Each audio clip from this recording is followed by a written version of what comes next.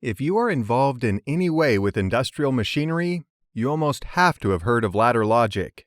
Since there are almost never ladders involved, it probably doesn't make a lot of sense that we call it that.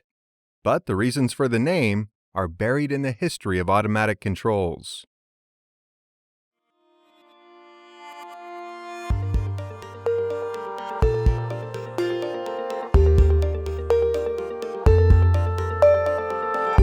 Before we get into today's video, if you love our videos, be sure to click the like button below, and make sure to click subscribe and the bell to receive notifications of new RealPars videos. This way, you never miss another one. At one time, automatic systems were controlled with relays. Relays are electromechanical devices and fail quickly as the mechanical parts wear out and the electrical parts are destroyed as the electricity they switch burns away the contacts. They are big and use lots of electricity, generating lots of heat in the process. At one time, the only automatic device most people ever encountered was an elevator. In modern-day control terms, the elevator is a simple application that is well understood. Even so, a control system implementation in relays was a big, complicated affair. In order to understand why we call it ladder logic, you need to look at how we document relay logic controls. The actual ladder was the drawing of the control logic, an illustration of how the relays were wired together. Even today, a lot of the conventions that led to the ladders are still in use, and I'll use a recent example drawing to illustrate this. Here is a simplified drawing of a control circuit. The appearance is what led to being called ladder logic, since it superficially resembles a ladder. Other drawing conventions that survived into the software version include power at the top of the drawing, with the hot or power rail going down the left side, and the neutral rail going down the right side.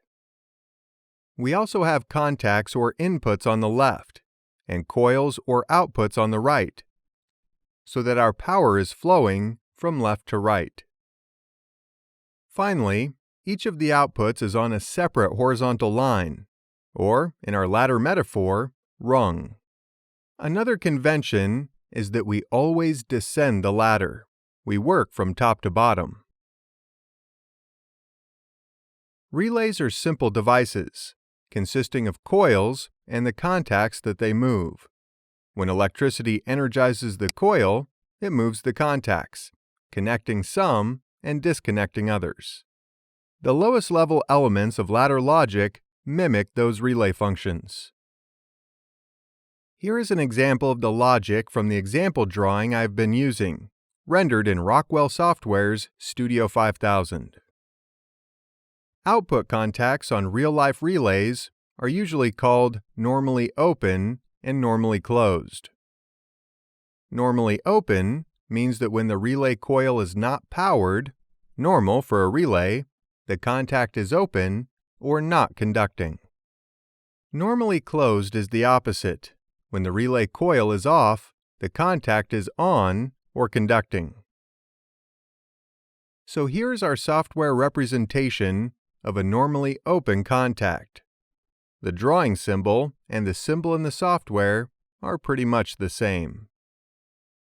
Normally closed contacts are also very similar, just a representation of two separated contacts.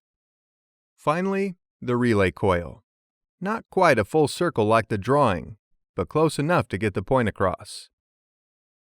For the things we have described so far to be useful, they have to make other things happen. For instance, if the machine is ready to run and we push the auto start button, we want the machine to start continuously running until we push the auto stop button. Here is our English sentence written in ladder logic. Let's take that picture apart and look at the English with it.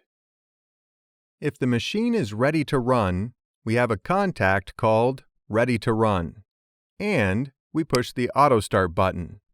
Auto start contact with the two contacts in series so that if both of them are on, then we energize the auto running coil.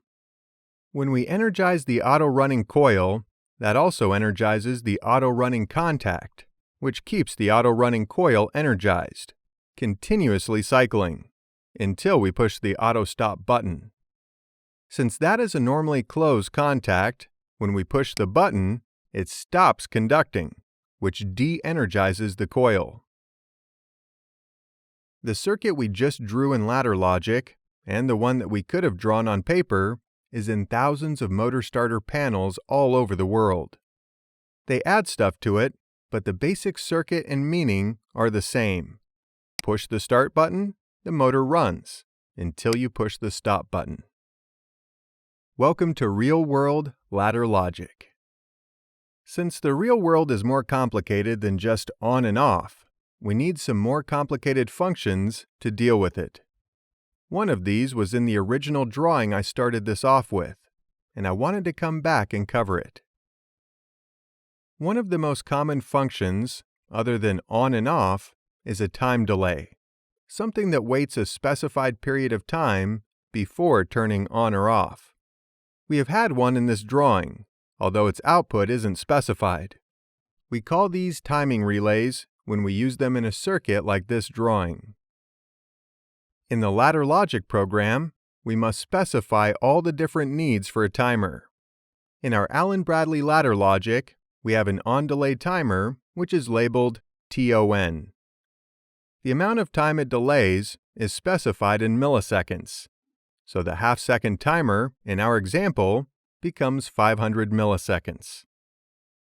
These sorts of more complex functions are what we call function blocks in ladder logic programming.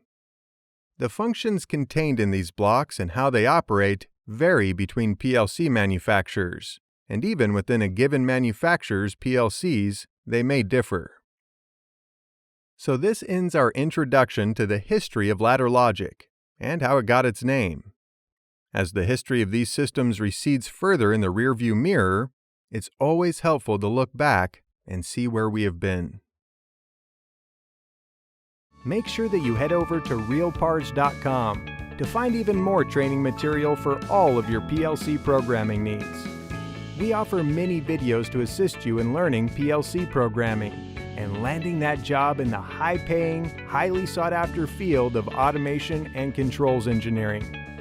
Go to realpars.com and subscribe to our highly effective training series now.